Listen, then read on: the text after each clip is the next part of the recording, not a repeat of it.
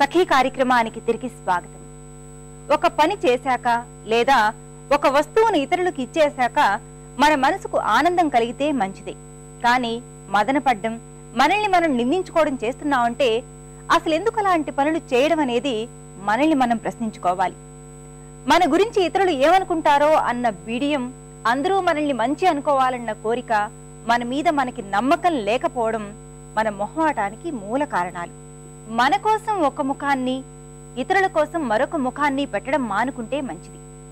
మనం ఎలా బతకాలి అని అనుకుంటున్నామో అలానే బతకాలి.